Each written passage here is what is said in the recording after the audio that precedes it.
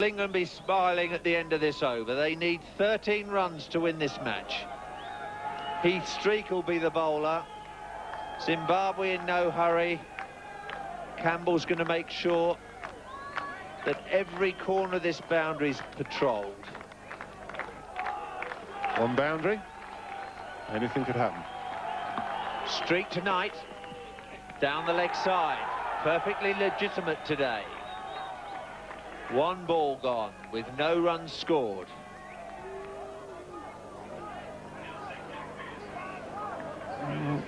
That's the line. One-day cricket, it would be illegal. In Test cricket, it's quite legitimate. Well, they bowled very well, Heath Streak. And particularly Guy Whittle, I think, who came on. And the game was probably still in England's favour. But these two have dragged it back and bowled very well. Knight's got it out to long off. Darren Gough prepared to sacrifice his wicket, but he's got back for two.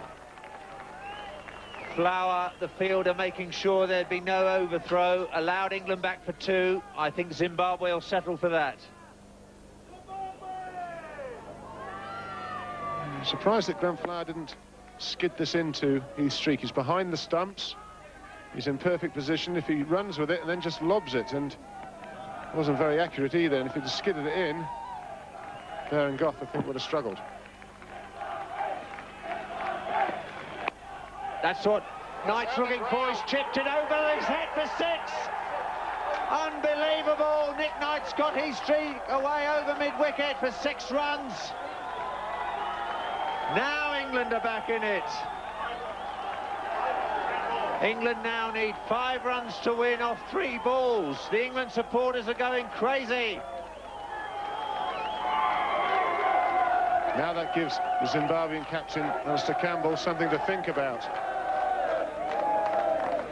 5 or 3 balls. Does he leave everyone on the boundary, or does he bring someone in? Nick Knight, the hero of the hour now. That 6 runs has made all the difference. Have a look at this. If you keep firing it in the same area, the batsman will eventually be able to adjust, and that's what's happened here. And Nick Knight, 92 not out now. 1 6 5 4s, and that has changed everything. 5 runs now needed from 3 balls. The only one thing that is for sure, England can't lose, and Zimbabwe have got to do everything they can now to stop it, the victory. But that is a magnificent hit. Nick Knight couldn't be under greater pressure, and he pulls that shot out of the bag. A lot of critics of one-day cricket, but that shot would never have been played in a Test match 15 years ago. Here's Streak tonight. England require 5. It's wide outside the off stump. No signal from umpire Ian Robinson. England now requiring 5 off 2. How does Heath Streak feel? He's got it right that time. Well, Knight looking for another hit on the leg side. He's bowled it well wide of off stump.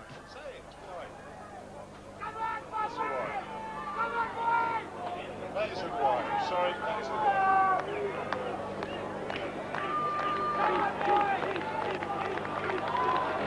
Well, the England bowlers won't be too happy with this, because Alan Mullally and Darren Gough got wided for balls not as wide as that in this Test match.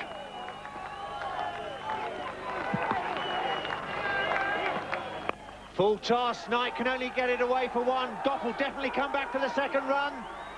He's made it with a dive. Streak can't take the ball cleanly. England scramble 2, but they 3 to win off the last ball. We've seen one-day finishes all over the world. We've never seen a Test match finish like this.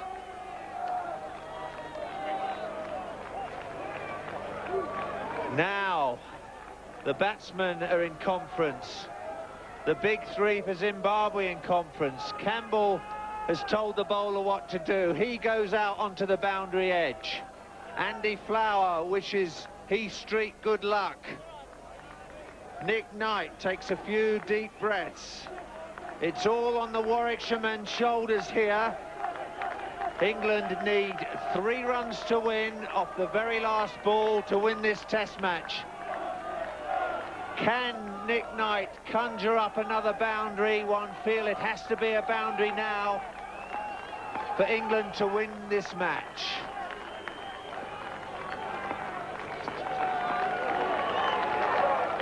Here comes Streak. Knight's down the track, he's got it out to deep cover, there's a man there. This too will bring the scores level. Andy Flower's got it, Darren Gough vainly goes for the 3rd runs. The scores are level, but the match is drawn. England finished tantalisingly 1 run short. They've levelled the scores with Zimbabwe. They couldn't get the final run. Nick Knight just getting 2 off the last ball and finishes on 96 not out. What a test match day we've seen here in Bulawayo. Nick Knight can't believe it. He's done all that hard work. England finish just 1 run short. Great work by Nick Knight and the rest of the England team. Controversial tactics from Zimbabwe as they fire the ball wide either side of the wickets. But I'm sure England would have done the same thing in their situation. This is test match cricket, remember. Zimbabwe have fought all the way and out of the fire have salvaged a draw. The crowd stand for Nick Knight and the England team. Alex Stewart, another hero of the hour. England just failed to make it. The scores are level here in Bulawayo.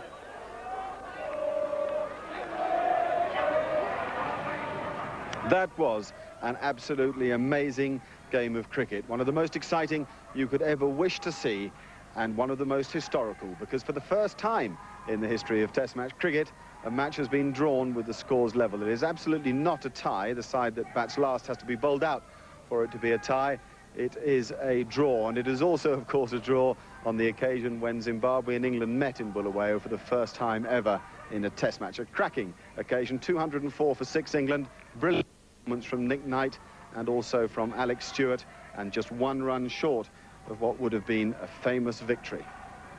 And after play, Charles Colville spoke to the 2 captains and the man of the match, Nick Knight. Alistair, what a terrific game of cricket. Yes, it was indeed. You know, a bit nerve-wracking towards the end, so we are glad to get a draw out of it in the end. You look quite drained, actually. Yeah, it was all to and fro out there, you know, where to bowl it, what fields to set. So, like I said, glad to get a draw in the end.